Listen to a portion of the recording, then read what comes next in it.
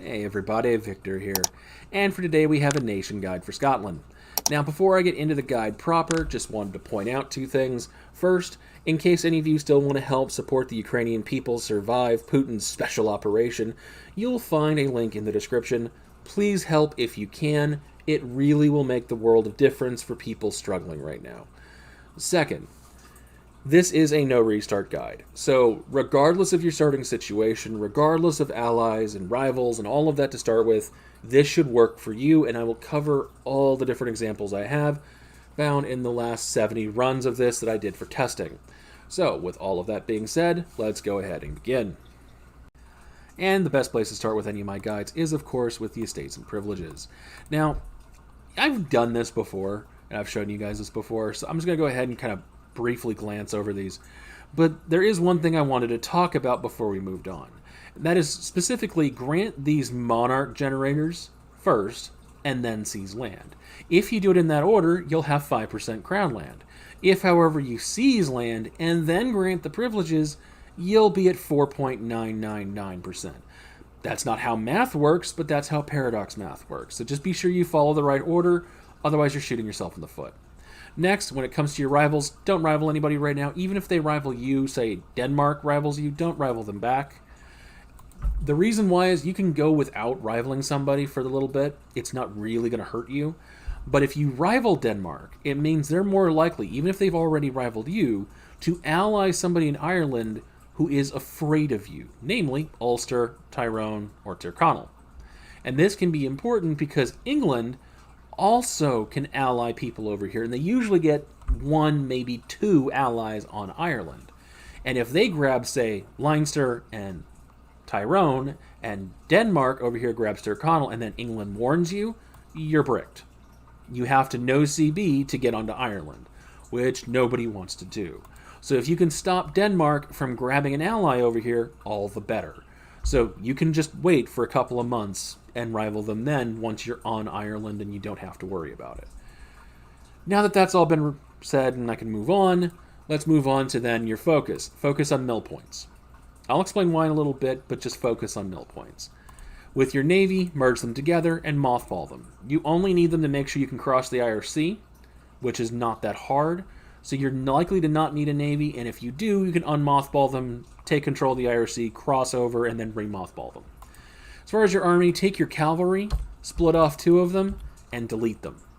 While cavalry is always nice to have, especially early game, especially to take over Ireland and then fight England, you just don't have the economy to handle 4. So reduce down to 2, or if you want, even lower, and you'll be fine. Hire a general, move them over here to Ayrshire, and you'll be fine there. As far as your merchant, send this guy to hostile trading. You want to get your claims on Ireland as fast as possible, and this will help you do it. And then collect from trade in the English Channel.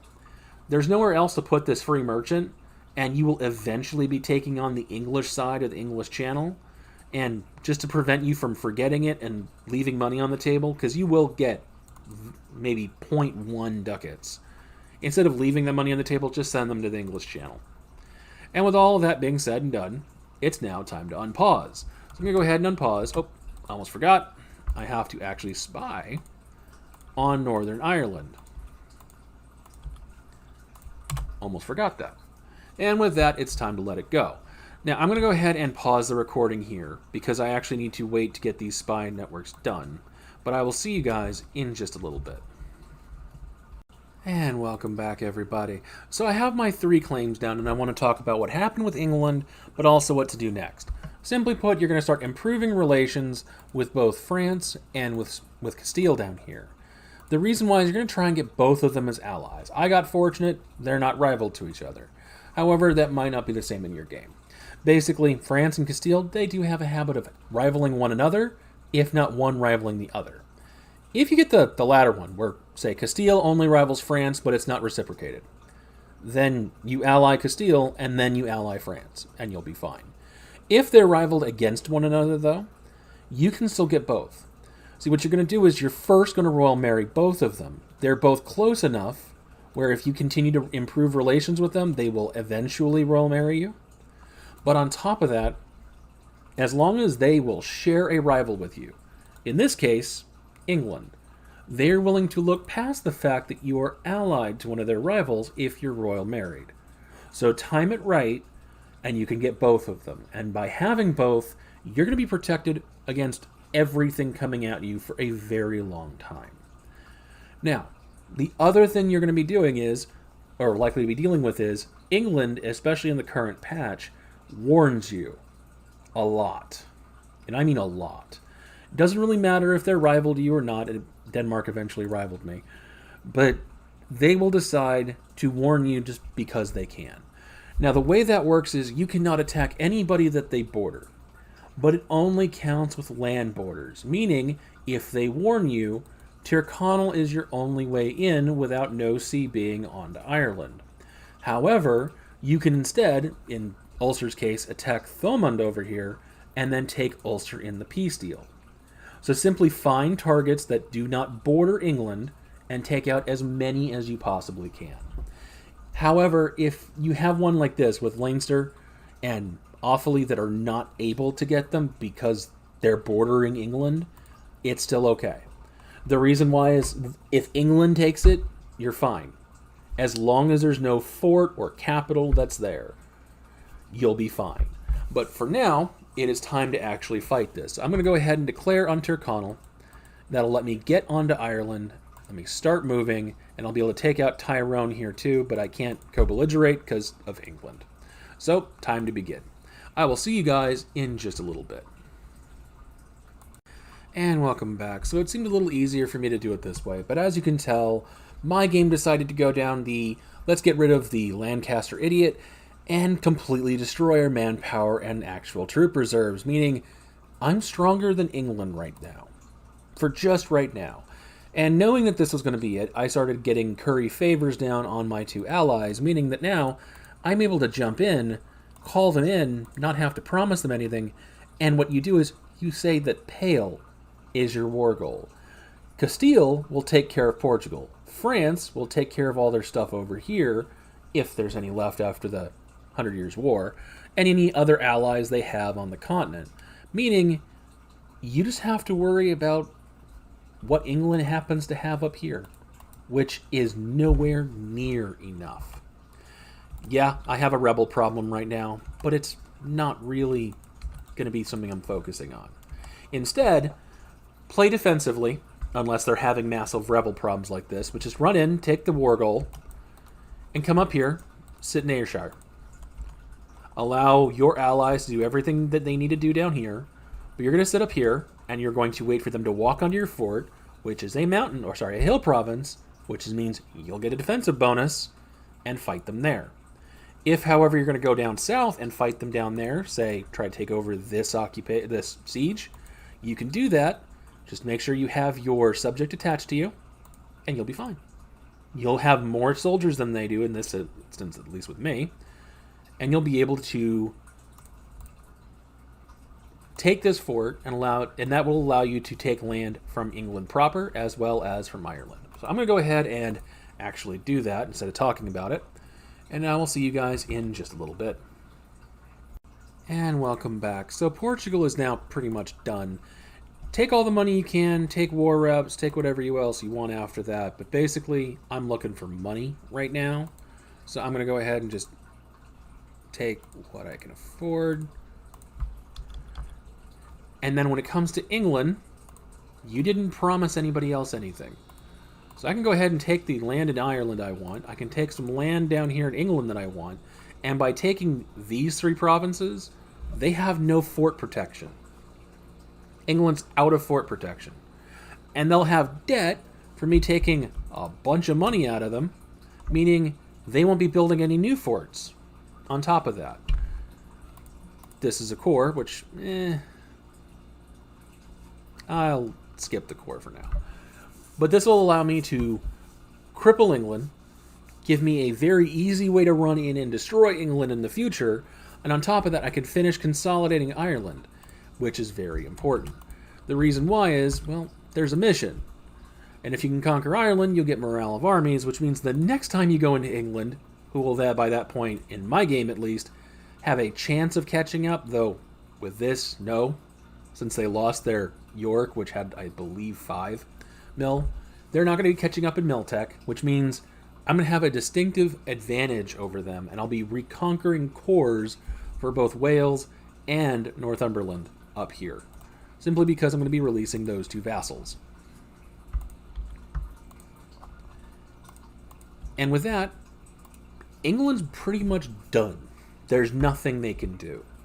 And I mean that. There's absolutely nothing they can do. By the time they're able to actually recover enough to fight you, it's not going to matter, because France still has all this land they can conquer, and in games where the 100 Years' War fires, that land will be gone, of course. But you just have to be able to fight the English army, which that you can really effectively fight them without any real difficulty. The issue then becomes, what do you do after that point? So I'm going to go ahead and explain the after portion of after you've destroyed England and you've conquered Ireland, you have the British Isles under your control, what's the path next? And it's largely going to depend on whether or not you're choosing to go into the continent or if you're going into the New World and then down south. Basically, are you going to be fighting or are you going to be doing a colonization game? It's up to you, really, because Scotland is in a prime position to take over Canada, America, even fight for the Caribbean, because you'll be fighting Portugal with England. So I'm going to go ahead and pause the recording real quick. I'm going to bring up another save or continue playing, and I'll show you what I'm talking about. See you in just a second. Welcome back, everybody. So this is the save file for my first test run as Scotland. And I wanted to use this save file as a way to explain some strategies or tips and tricks that I used and learned through the 70 plus trial runs of Scotland that I did to make sure all of this works for you guys. Think of it as a learn from my mistakes portion of the video. And the reason why I wanted to do this is because destroying England as Scotland really doesn't take that much effort. You see, you start off on the island. What made Britain and England safe for all those centuries was the fact they were an island with a strong navy. That navy doesn't protect them from you. On top of that, unlike them, you don't start off with an idiot as a ruler, meaning you'll either have space marines to fight them with, so their armies will melt before you, or their armies just don't have enough manpower so they really don't even exist before you, which, not exactly challenging. What is challenging is trying to fight all the people of Europe after you've taken out England. In other words, France, Spain, Ottomans, Commonwealth, Russia, once you've gotten there, they've already exceeded England. They start off as great powers. They start off as some of the strongest tags, or the strongest tags in the game. Whereas you are a middling power, and even when you take over all of the British Isles, and Iceland, and Greenland, you are still half of what they're likely to be at. Meaning you are in a very precarious position. So the middle of the game is actually where you're going to have a lot more difficulty. So that's what this is supposed to cover. A couple of easy ways to kind of close that gap in the mid-game. So let's go ahead and get started with that. Now the first of these strategies is fairly straightforward. As I said before, you have two real options. You either go colonial or you go into the continent. Now, most people will think going into the continent means you're fighting France, and usually that will be the case, but that is not the only target you have. You see, you can either do one of two things. You can get, during the Age of Discovery, the claims bordering claims option, and drag claims up into Norway or Denmark, and use that as a launch pad into taking on Scandinavia. If you do that, you can take on the land there and then potentially push into Russia, or push into Germany, or Poland, or whatever else you really want. The other option you have, or if in this case it is no longer the Age of Discovery, as long as you own the Faroe Islands and then Iceland, you can release Norway. They are an option, meaning you're able to use their core as a reconquest to go into Scandinavia through Norway. Obviously, you're going to have a navy for this, so don't do what I do and have a navy of basically nothing. But with that, you'll be able to get onto Scandinavia and start conquering land. So that is the first option. The next one is what I was briefly mentioning before, which is the easy way to get free Diplo power. Now, whenever you select a rival, if they have a vassal or a personal union, you can get a diet mission where it asks you to support that vassal or personal union's independence. Usually it will only do this if they are disloyal. Well, if you recall, you can start off being rivaled by or against Denmark, which means once Sweden decides it wants to be independent, which happens fairly quickly, you can get a diet mission where you'll get 50 free Diplo power for supporting their independence. Now, this does not require they become independent. It just means you go into your diplomatic slot here, or diplomatic menu, and it'll say, support independence. You click the button, and you get 50 free Diplo power. A month later, you can stop supporting their independence, and by doing so, Sweden will not actually fire their independence war. Because they never fired, but are still disloyal, the next time it fires, and it can fire quite a bit since you have this supremacy over the crown, and it can happen at any time, you can randomly get another one giving you that diet mission again. I had it chained for me 6 times in a row, meaning I had 300 free Diplo power just for sending a diplomat twice. So hopefully you guys get that one. It is amazing when you get that, and you're focusing on a Diplo idea group too. So I wish you guys the best of luck. Hope you guys get a bunch of Diplo power out of it. The next tip is more of a direct answer to that gap between you and, say, France. While they have double the development, that allows them to have more force limit and more manpower than I would naturally. And you can see how large this is just by comparing us. They already massively outnumber me, and they have about the same amount of manpower as I do. And here's the thing, I have quantity ideas. They do not. Which means I am not going to win any fight with France when it comes to quantity. So in order for me to win any of these fights, I have to win with quality. And that's rather hard when it comes to the British Isles. It really is. You see, France has a lot. Spain has morale and better cannons. The Commonwealth has cavalry, morale, and discipline. The Ottomans have discipline, manpower recovery, and just simply better troops. What does the British have? Well, the British, they get discipline and a good navy. The Scottish, they get 33% more force limit and 20% more manpower, and that's it. No morale, no discipline, no anything. But there is one tag that actually has combat ability on the British Isles, and that is Ireland. See, Irish ideas come with shock damage received reduction, discipline, morale, and monthly war exhaustion reduction, meaning you can get into a fight, especially early with this shock damage, and stay in it, and then later on when discipline matters, you'll have that too, and you can stay in there generally longer than most of your opponents, because your war exhaustion is going to tick down. Theirs is not. You have all of these just from forming Ireland, and it's not that hard to form. If you recall, before I went over into this save file, I basically had conquered Ireland. It was not going to take me any amount of time to conquer Ireland. On top of that, while I did take land in England, I released those to vassals, which means I had a lot of Irish land. And if you look right now with the distribution, this is pretty much what it is naturally. With Irish development basically equating Scottish and Highlander combined, meaning you just have to drop some development across Ireland, or, in the alternative, develop Renaissance and Pale, and suddenly you have Irish as your primary culture, allowing you to form Ireland at tech level 10. To form England, once you take out England and you have enough of their land, develop colonialism in their land, it'll bump them up enough, and suddenly you're able to embrace them, make them your primary culture, and form Great Britain. Now, when you form Ireland, you take their ideas. When you form Great Britain, you do not take their ideas, but you take their mission tree, which is one of the better ones in the game, including getting you that personal union on France if you really want to fight for that. I will say, however, the achievement where as Scotland you get France as a subject, vassal, or PU, you have to still be Scotland. You cannot form any other tag. So if you're going to do that, do it by using your request relative as heir instead. It's not that hard to curry favors and get up to 90 favors with France just over the time of pushing through England. So use curry favors, get yourself to 90, put them on the throne, and just chill.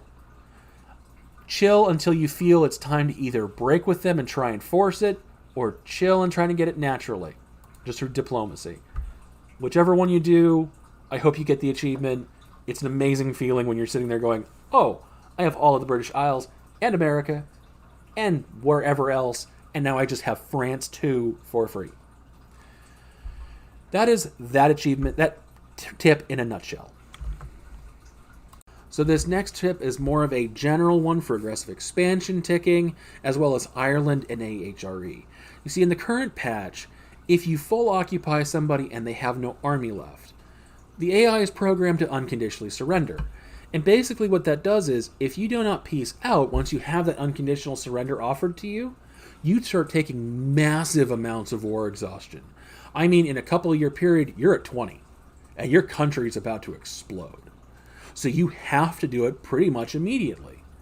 Here's the problem. A lot of people used to full occupy somebody and then wait 2, 3, 4 years for call for peace before they'd peace out to allow their aggressive expansion to tick down. You can no longer do that. And that is especially important in places like the HRE and in Ireland. The reason why is because you might be fighting Ulster, who's allied to Offaly, or Kildare, or Ormond. And by doing so, you're fighting Ulster, and you can't get to their allies' land to annex them too. So in order to get to them, you have to fight, say, Donegal up here, Tyrconnell, which is allied to Leinster, which will let you get to Ormond. And by doing that, you're able to open that gap. However, if you're still at war with Ulster and Ormond, if you siege them both out, you'll have for call for peace, and you cannot go after the other two without destroying your country. The simple solution is you leave one guy standing on Ormond's capital, so it does not continue to progress the siege, but they can't recruit anybody in it, which means they don't unconditionally surrender because they think they might still win if you move your troop off. And during that time, you fight Tyrconnell and Leinster, win that war, annex them both, and then go over and finish the Ormond siege, allowing you to then finish that war. So if you're waiting for aggressive expansion to tick down, just don't siege down their capital. Have everything else sieged, let them have no army, and just have one guy sitting there until you get call for peace. And then put them on there, and then siege it down. And then they'll unconditionally surrender, allowing you to avoid that whole nonsense and just allow them to sit there and allow you to slowly loot their province. And that is that tip done. There's only one more left. Let's get right to that one.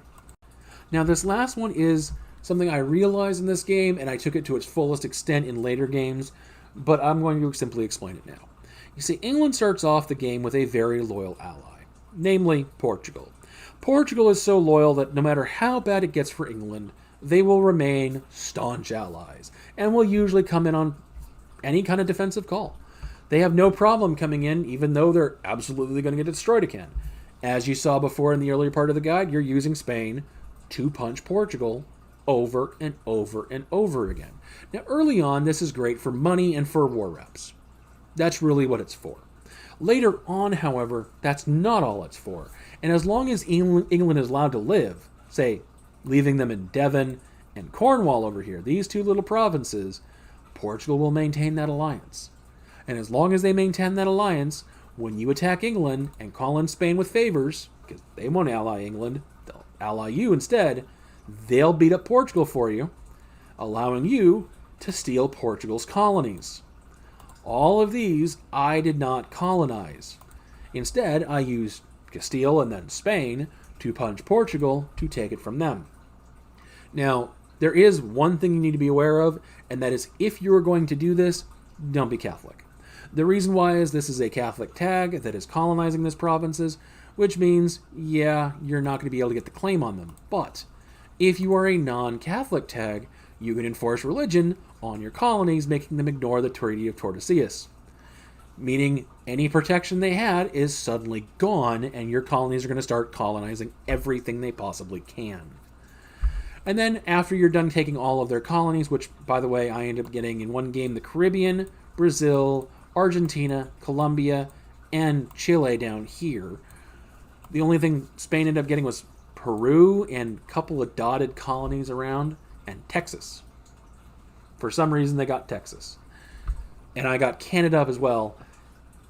You're able to then expand into Portugal proper, or since they can't really go anywhere else once all the coastline is taken, they'll head this direction and head towards India, which you can take from them too.